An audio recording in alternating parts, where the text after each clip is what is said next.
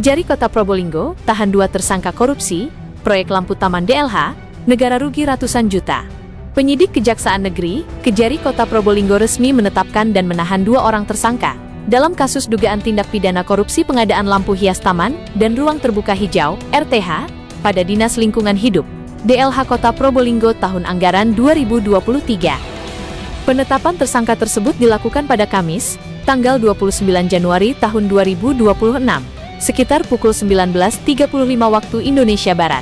Kedua tersangka yang merupakan penyedia jasa, rekanan berinisial MY dan B langsung digiring ke Lapas Kelas 2B Kota Probolinggo untuk menjalani penahanan selama 20 hari ke depan, guna kepentingan penyidikan. Modus operandi yang dilakukan, pengalihan pekerjaan secara ilegal. Kepala Kejaksaan Negeri Kota Probolinggo, Lilik Setiawan, mengungkapkan bahwa modus operandi yang dilakukan para tersangka adalah pengalihan pekerjaan secara ilegal atau subkontrak yang menyalahi aturan. Proyek yang memiliki pagu anggaran sebesar Rp1.130.500.000 ini, awalnya dimenangkan oleh perusahaan milik tersangka MY melalui metode e-purchasing. Namun, dalam prakteknya, MY mengalihkan seluruh item pekerjaan kepada pihak lain. Tersangka MY sebagai direktur perusahaan penyedia terpilih mengalihkan seluruh pekerjaannya, mulai dari pengadaan, pemasangan, instalasi barang, hingga pekerjaan konstruksi kepada perusahaan yang dipimpin tersangka B. Tindakan ini jelas melanggar aturan pengadaan barang dan jasa, tegas Lilik Setiawan di hadapan awak media. Assalamualaikum warahmatullahi wabarakatuh. Yang saya hormati rekan-rekan media, pada hari ini, hari Kamis tanggal 29 Januari 2026, setelah dilakukan serangkaian penyidikan, kemudian kita tindak lanjuti dengan ekspos dengan penyidik, disimpulkan telah ditemukan 2 alat bukti yang sah. Untuk lebih jelasnya saya bacakan press release penetapan dan penahanan tersangka dalam perkara dugaan tindak pidana korupsi dalam kegiatan pengadaan lampu hias taman dan ruang terbuka hijau kota pada Dinas Lingkungan Hidup Kota Probolinggo tahun 2023.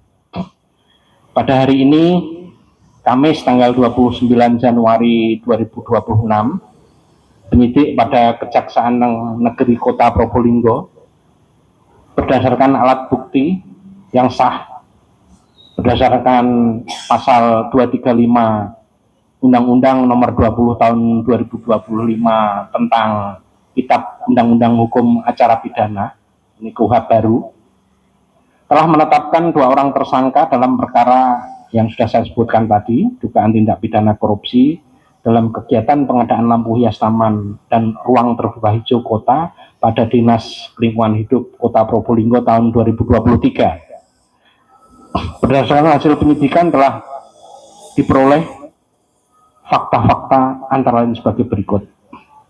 Jadi ini hanya fakta-fakta intinya saja, banyak fakta yang telah kami temukan.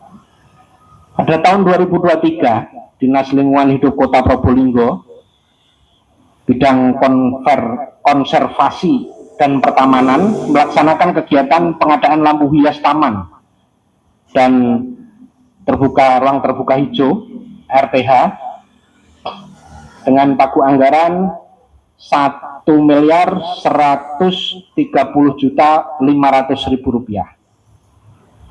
Pekerjaan tersebut dilaksanakan melalui metode e-processing dengan beberapa penyedia yang dipilih oleh PPK, Pejabat Pembuat Komitmen, di mana direktur salah satu penyedia tersebut yaitu tersangka tadi yang sudah kita tahan dengan inisial MY. Dalam pelaksanaannya, tersangka MY selaku penyedia menyerahkan seluruh pekerjaan pengadaan, pemasangan, atau instalasi barang serta seluruh pekerjaan konstruksi kepada pihak lain, yaitu sebuah perusahaan dengan direktur atas nama tersangka berinisial B. Kedua-duanya telah kami antar ke LP. Perbuatan tersebut bertentangan dengan peraturan perundang-undangan dan peraturan lainnya yang berkaitan dengan pengadaan barang dan jasa. Akibat perbuatan para tersangka tersebut, berdasarkan penghitungan yang dilakukan oleh auditor BPKP, kita minta bantuan auditor dari BPKP, dan telah diterbitkan LHP dengan ditemukan nilai kerugian 306.050.004 rupiah. Kemudian untuk kepentingan penyidikan nanti tersangka kami ditahan oleh penyidik selama 20 hari terhitung mulai tanggal 29 Januari 2026 hari ini.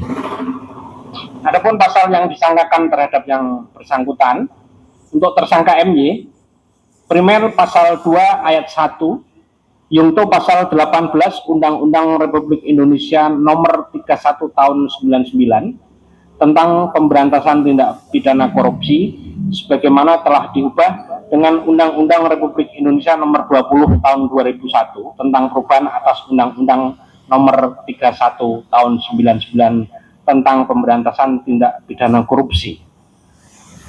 Jungto pasal 55 ayat 1 ke 1 KUHP, subsidiar pasal 3 Jungto pasal 18 Undang-Undang Republik Indonesia nomor 31 tahun 99 sebagaimana telah dirubah dengan Undang-Undang nomor 20 tahun 2001 tentang perubahan atas Undang-Undang nomor 31 tahun 99, Jungto pasal 55 ayat 1 ke 1 KUHP. Terhadap tersangka B, primer pasal 603 KUHP, Jungto pasal 18 Undang-Undang Republik Indonesia nomor 31 tahun 99 tentang pemberantasan tindak pidana korupsi sebagaimana telah dirubah dengan dan ditambah dengan Undang-Undang Republik Indonesia nomor 20 tahun 2001 tentang perubahan atas Undang-Undang nomor 31 tahun 99 tentang pemberantasan tindak pidana korupsi. Jungto pasal 20 huruf C KUHP, subsidiar pasal 604 KUHP, Jungto pasal 18 Undang-Undang Republik Indonesia nomor 31 tahun 99 tentang pemberantasan tindak pidana korupsi sebagaimana telah diubah dan ditambah dengan Undang-Undang nomor 20 tahun 2001 tentang perubahan atas Undang-Undang nomor 31 tahun 99. Jungto pasal 20 huruf C KUHP. Demikian sudah saya jelaskan. Untuk kepentingan penyidikan saya ulangi lagi, yang bersangkutan ditahan untuk tahanan penyidikan selama 20 hari terhitung mulai hari ini. Demikian, terima kasih. Wabillahi taufik wal hidayah. Wassalamualaikum warahmatullahi wabarakatuh. Terima kasih. Untuk kemungkinan tersangka lain, tentunya kami mendasarkan atas bukti-bukti yang cukup. Untuk kemungkinan tentunya kami belum bisa menjawab, tapi yang jelas siapapun nanti yang terbukti melakukan tindak pidana yang berkaitan dengan perkara ini dan dicukupi dengan bukti-bukti yang sah, akan kami tindak lanjuti. Untuk ancaman hukumannya maksimal 20 tahun maksimal.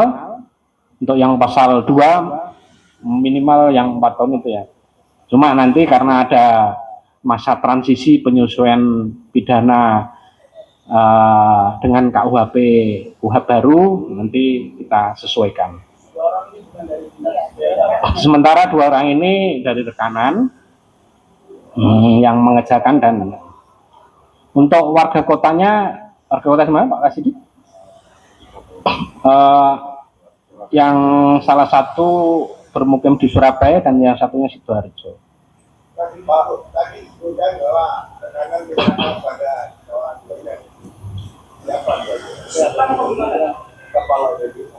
Bukan, menyerahkan kepada salah satu tersangka tadi.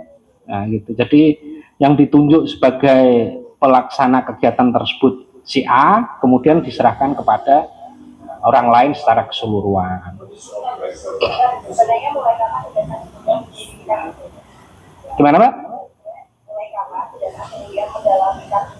Untuk penyidikan ini tahun 2025 di bulan Februari mulai kita dalami, kemudian untuk penyidikannya hari ini kita tetapkan sebagai tersangka.